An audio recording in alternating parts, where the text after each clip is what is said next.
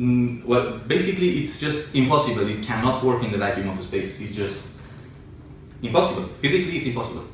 Yeah. So, what about all the scientists? Are they all lying, or?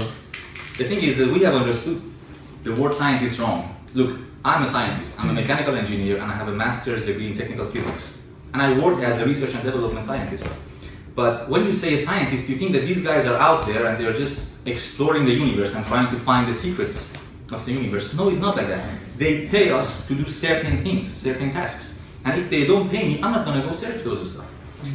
Even if there are some people like me who do think about it, the thing is that since childhood they tell us that the rockets do work and the NASA is sending stuff up into the space, and so you're just programmed since childhood. You're not gonna be questioning that program. And even if you do question that program, people will laugh at you. People will judge you. They think you're stupid. So you end up losing your jobs and friends and stuff. So the scientists, they don't do that to themselves. It's a stupid thing to do. Even if it's the truth, but you just don't do it. The reason that you do think that rockets work in the vacuum of space is because of the third law of motion. The third law of motion states, it says that for every action there is an equal and opposite reaction. So it's really easy to test that. Let's put this into action. An action is, for example, I'm going to start punching now.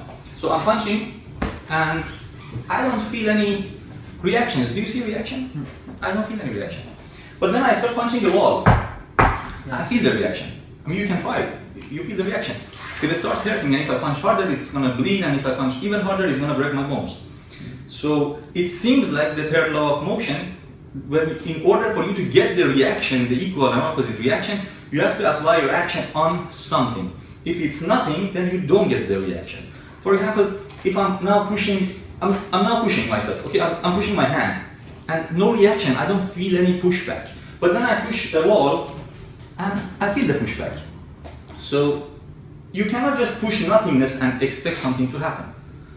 There has to be something. But what about if I, for example, in a skateboard and I have a bowling ball, let's say, and I throw it, I go backwards.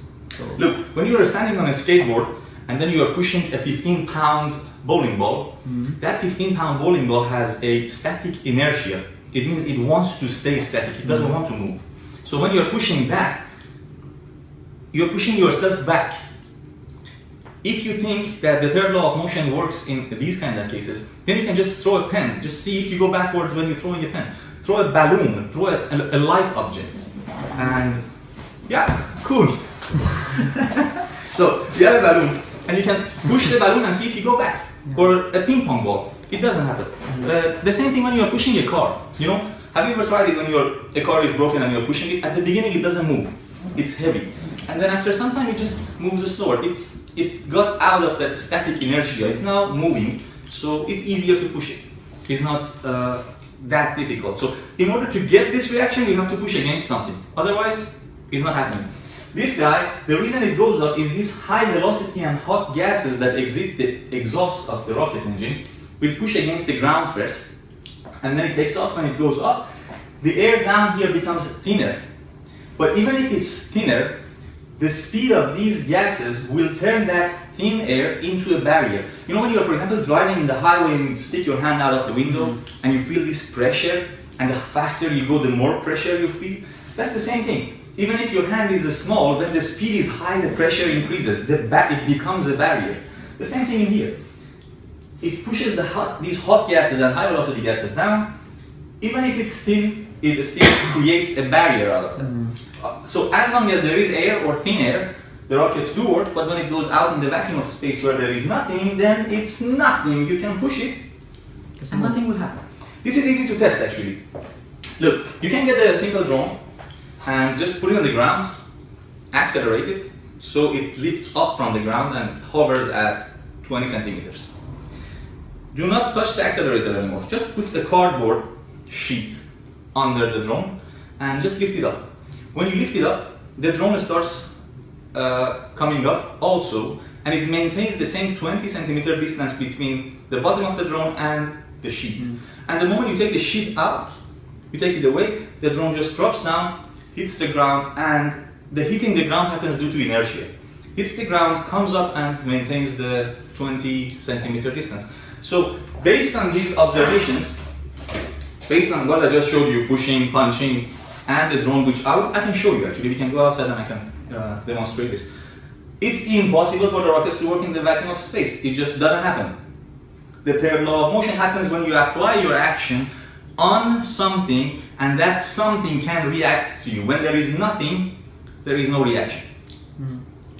Simple as that. Yeah. And the thing is, many people say that the rockets don't work in the space because there is no air. No, you're just misunderstanding it. They're carrying their own liquid fuel and they're carrying their own liquid oxygen, so they don't need air. That's not the problem. The problem is this pushing act that you have to push on something.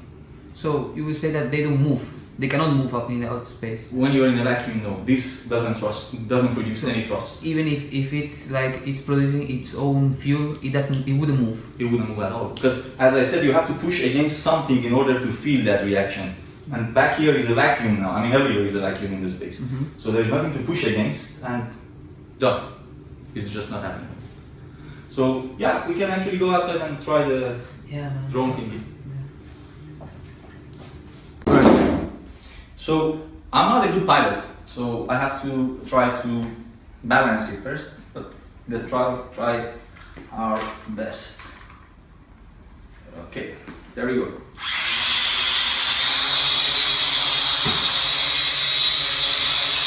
So as you can see, I'm not pushing the gas anymore, and we go up. You see, I'm not touching the gas, and then it comes down. We go up, as much as you want, and there we go. And the 20 centimeter is maintained, and then we go up again.